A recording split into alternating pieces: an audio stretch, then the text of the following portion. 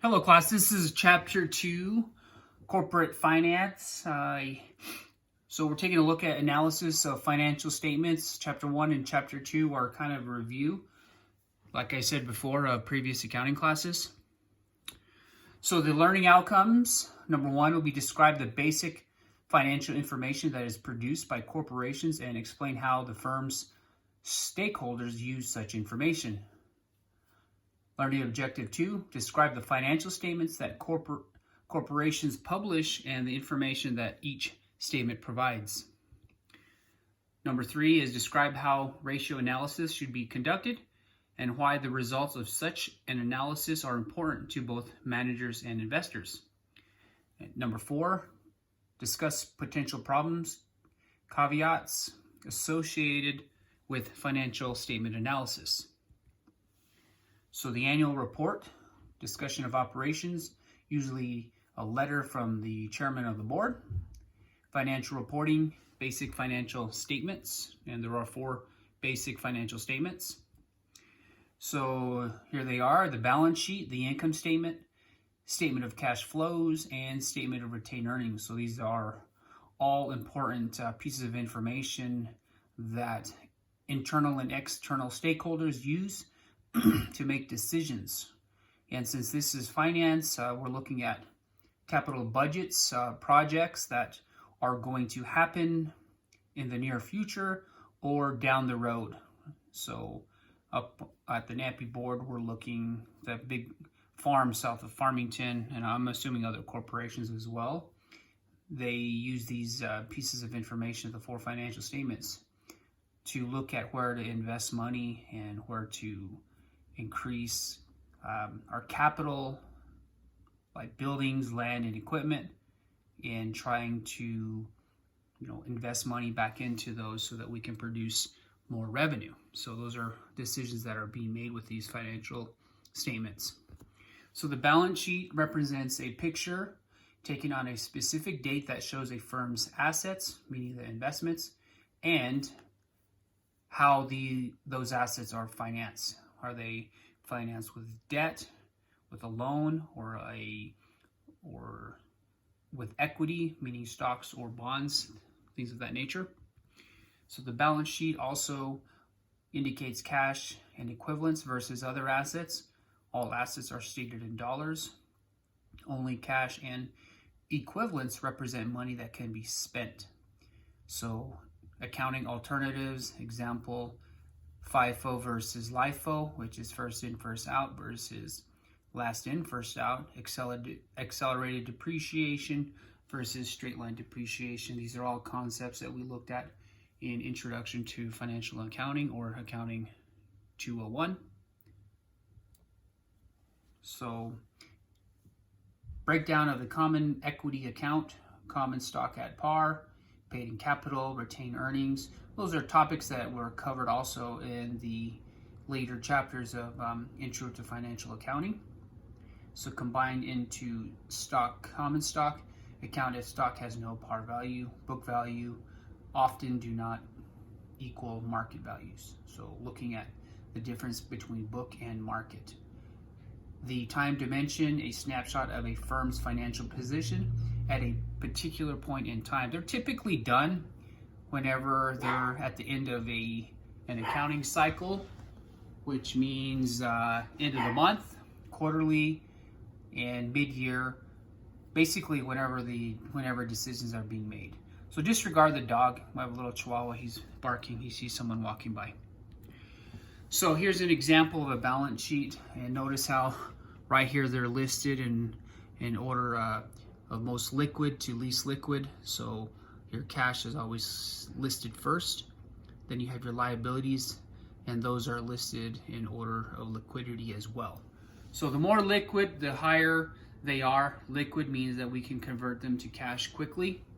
So liquidity is a term that is often used in finance or accounting. So notice how we look at 2016, we also compare that to the previous year, 2015, and we need to take a look and to make decisions based on how we did in the past and to try to predict how we do in the future. In fact, we're currently working on our our budget, our 2021 budget for this this next year for planting up at Nepean. It's a very extensive document. It's probably like 200 or 300 pages long. So that kind of tells you the breadth of finances. So here's some additional information. Again, we're comparing it to a previous year, and this is looking at the equity section and some of the property, plant, and equipment and accumulated depreciation as well. So the income statement presents the results of business operations during a specific period of time, summarizes the revenues generated and the expenses incurred during a particular accounting period, such as one fiscal year. Again, this is if you do produce something, this is where your cost of goods sold, the expenses it takes to produce your product. So this is where your income statement and these are your expenses are listed on this particular statement. So here's an example of an income statement.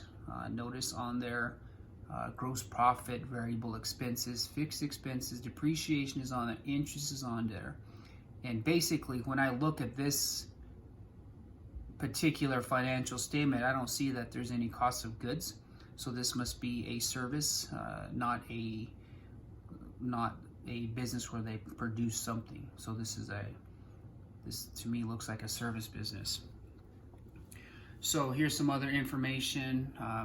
How many shares are out there, the net income per share, dividends per share, things of that nature, and that's kind of what we're looking at. And if you want to invest in a company, these are things you want to look at as well to see if you're going to get how much money you're going to get per share.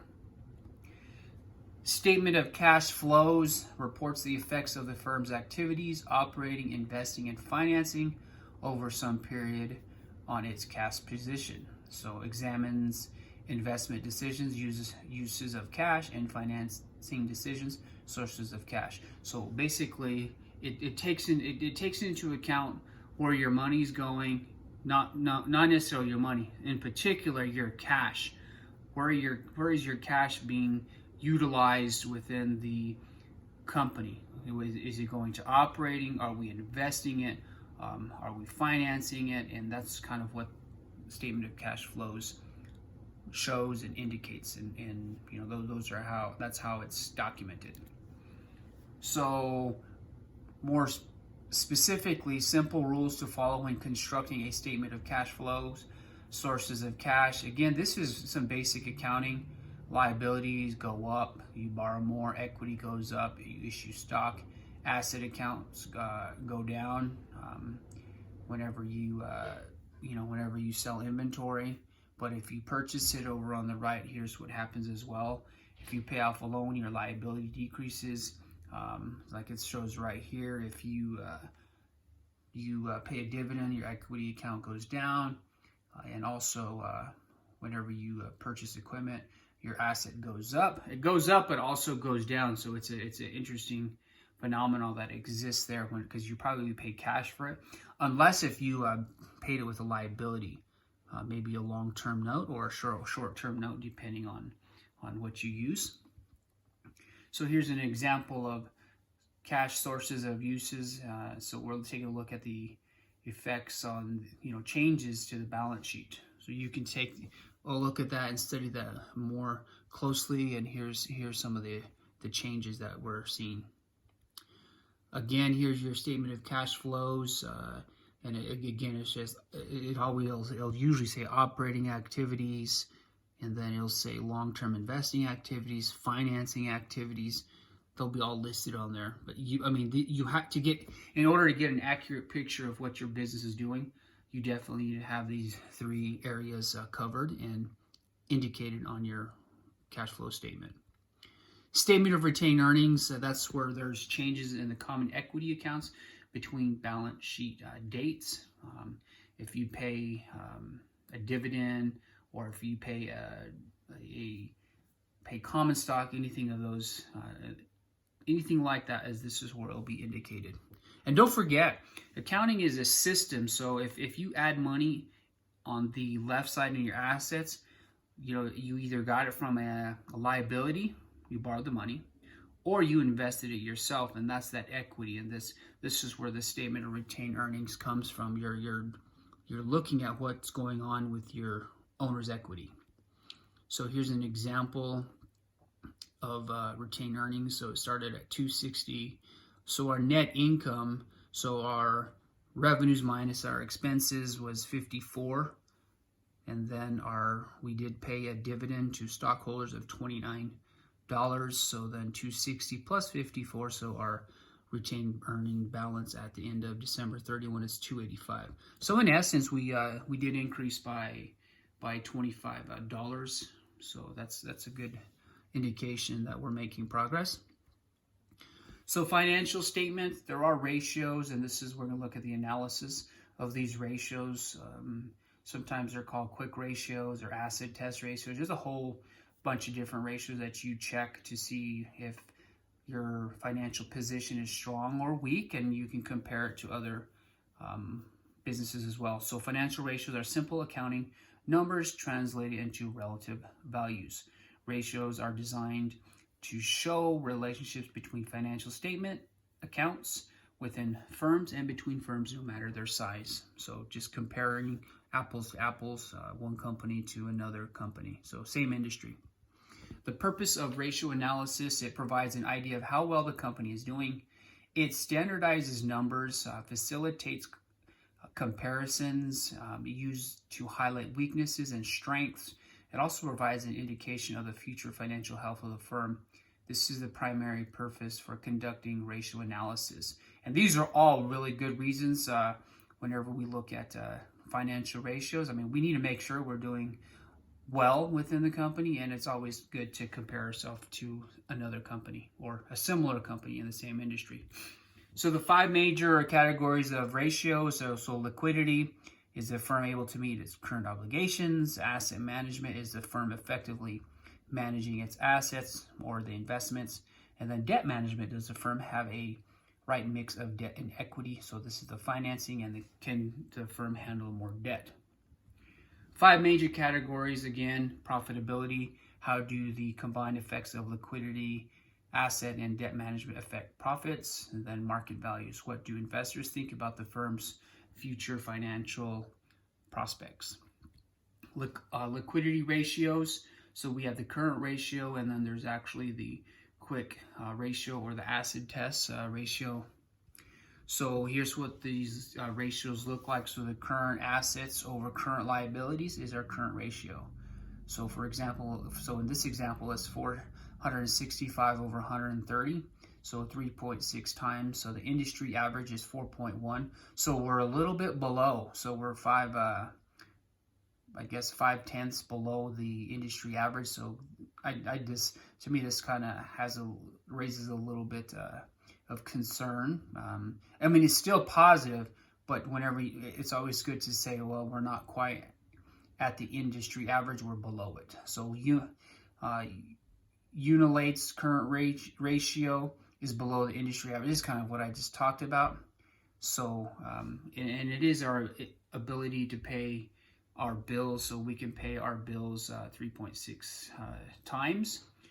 So usually you want a number higher than 1, because if it's below 1, then you can't pay your bills. Okay, so that's what that looks at. Again, here's the quick ratio, current assets minus inventory. The reason why it's called quick is because inventory takes some time to sell. So that's why we're looking where we want to minus our actual current assets. So in this example, 465 minus our inventory of $270 divided by 130, so 195 over 130. So we can pay our bills or our liabilities 1.5 times. So the industry average is 2.1, so we're still below that average. So it suggests lower than average liquidity might be the result of large amounts of inventory, which we did see. We have $270 of inventory, so just to keep that in mind as well. We'll probably eventually sell it, okay? But keep in mind too, if you have a lot of inventory, typically a lot of times if you'll remember from financial accounting, that you have to account for write-offs, right? Maybe Also bad debt, if someone doesn't pay their bill for our inventory. So we got to keep that in mind as well. So here's another, here's the conclusion of the liquidity and your position. Liquidity ratios indicate that Unilate's liquidity position is fairly poor. So this is the company, suggests that the firm might have difficulty in paying future bills from its operations. Okay, so those are things to consider. NAPI's liquidity ratio is like about 9. So it's, and in the agricultural business, it's a good liquidity ratio is between 2 and 3. So we're like 3 times the industry average. So just if those of you that follow Navajo Enterprises, just a heads up there. So asset management ratio, this is our inventory turnover ratio, days sales outstanding, fixed assets turnover ratio, total asset turnover ratio as well. So we'll take a look at these in more detail. So this particular business, cost of goods sold divided by inventory, it's 4.6 times. So 1230 divided by 270. So the industry average is 7.4. Again, so we're below the industry average. We have good numbers, but when we compare ourselves to the industry, we're below what the industry standard. I just actually explained with that bottom bullet point. So again, here's days outstanding sales, or days sales outstanding. I've heard it both ways. So receivables divided by daily sales equals receivables divided by annual sales divided by 360. So 180 and 1500 divided by 360 days equals 180 divided by $4.16 and 7/10 of a cent. Okay, that's how we would say it. So 43.2 days. So that means that our inventory is in our possession or in our stock, in our our facility for 43.2 days.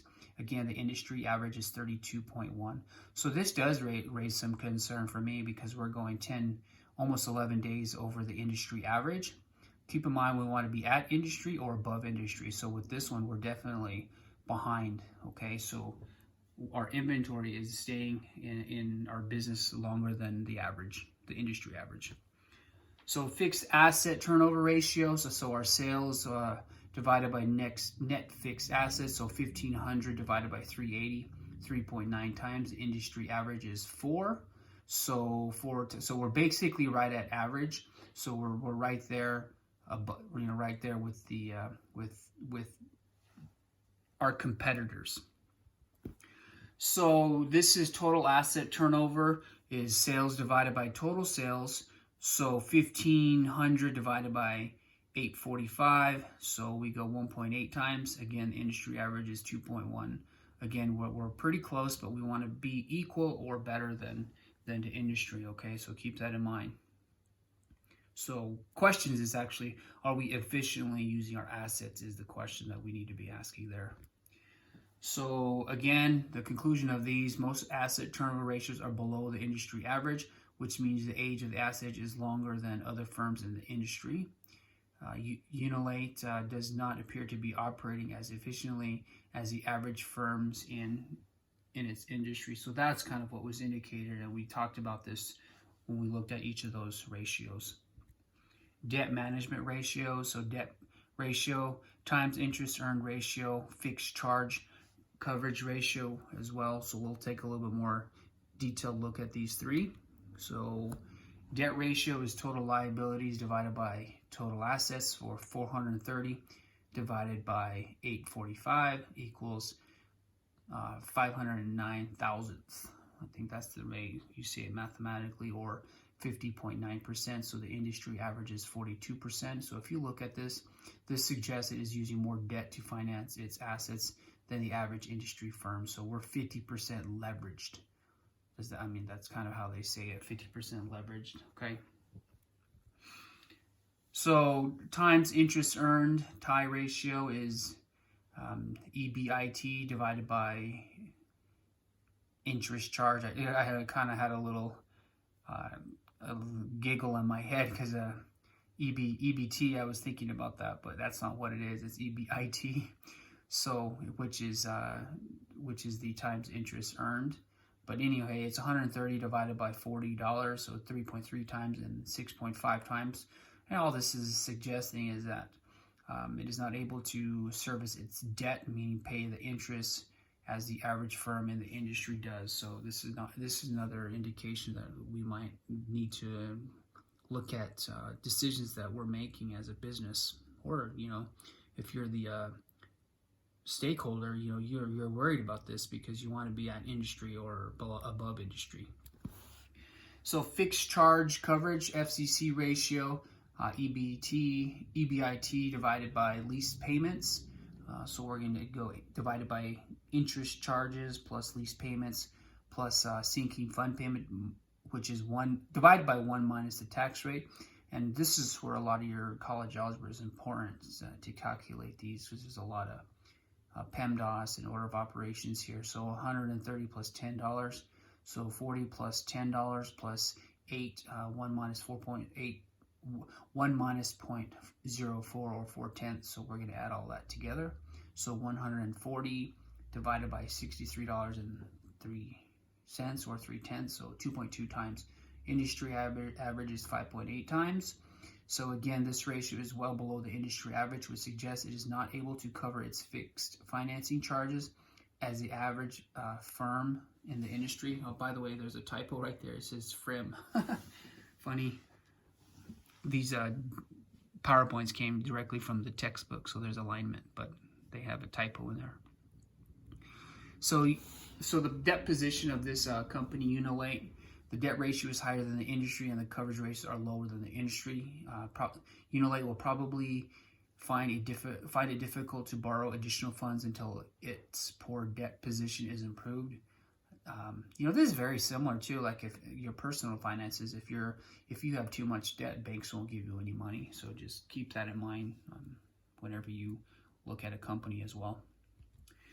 Profitability ratios. You know what? I'll stop right here and let me pick up profitability in another video, since this one is at 20 minutes. Okay. All right. So I'll finish up this chapter 2 here in a bit.